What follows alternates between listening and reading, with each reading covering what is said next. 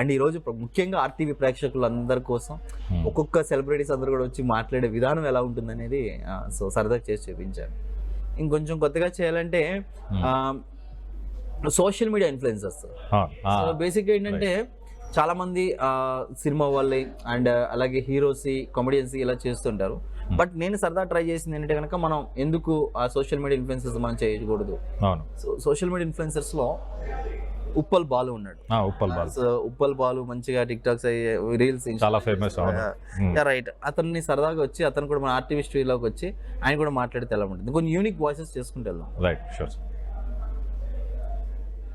Hi అండి, shock అయ్యారా? నేనండి ఉప్పల్ బాలండి, ఇక్కడ ఆర్టీవీకి వచ్చానండి. అందరు కూడా wish you happy Vinayaka Chavithi. అందరు బాగుండాలి, కసిగా సంతోషంగా ఉండాలి. Thank you. ఇలాగా ఉప్పల్ బాలు గారు. అండ్ తర్వాత వెళ్తే ఈ సోషల్ మీడియా నాన్ వేషన్ ఏమండి, ఆటగాళ్ళు అందరు కూడా ఈరోజు ఏమండి ప్రతి ఒక్కరు కూడా సంతోషంగా ఉండాలి. ఎందుకంటే అరే బాబు, దేవుడిని కోరుకోండిరా, మనం బాగుండాలి, మన తల్లిదండ్రులు బాగుండాలి, బాగా చదువుకోవాలని భగవంతుని కోరుకోవాలి. అంతేగాని ఇట్లా తిరగడం కాదు. హ్యాపీగా ఉండండి, సంతోషంగా ఉండండి, ఉంటాను.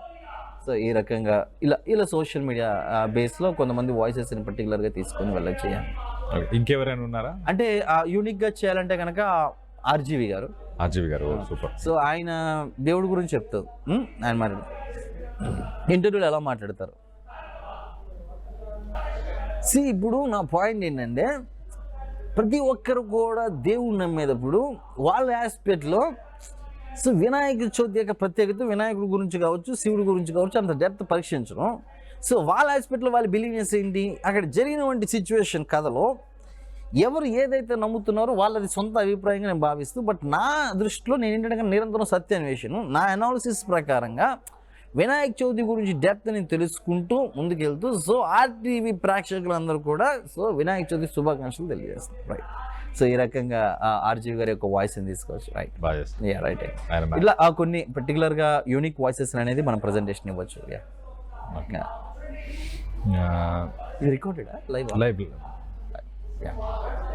ఇంకా ఏం చేయొచ్చు అండి మరి? ఇంకా మీరు ఆల్మోస్ట్ సినిమా వాళ్ళని కవర్ చేశారు, యూట్యూబర్స్ని కవర్ చేశారు, ఫిల్మ్ ఇండస్ట్రీ వాళ్ళని కవర్ చేశారు. ఇంకెవరైనా ఫేమస్ పర్సనాలిటీస్ని ఏమైనా చేయగలుగుతారా మీరు? అంటే ఫేమస్ కాకపోయినా లేకపోతే different unique voices. Unique voices అంటే లైక్ చాలా మంది చేయొచ్చు. బేసిక్ మనం 100 వాయిసెస్ చేస్తాం కాబట్టి పర్టికులర్గా యూనిక్గా చాలా మంది వాయిసెస్ని తీసుకొని చేయొచ్చు. అండ్ అందులో నాకు ఎక్కువగా పేరు తీసుకొచ్చిన ఏంటంటే కనుక కొన్ని యూనిక్ వాయిసెస్ పర్టికులర్గా ఎవరు చేయలేని కొన్ని వాయిసెస్ చేస్తూ ఉంటాను. అందులో నేను ఎక్కడికి వెళ్ళినా సరే కనుక మెయిన్ అడిగేది కమెడియన్ సప్తగిరి గారు. సప్తగిరి గారు నీకు కూడా బాగా చేస్తావు, చాలా బాగా నవ్వు. అట్లాగా ప్రేమ కథ చిత్రంలో ఆయన మాట్లాడిన వంటి మాటలు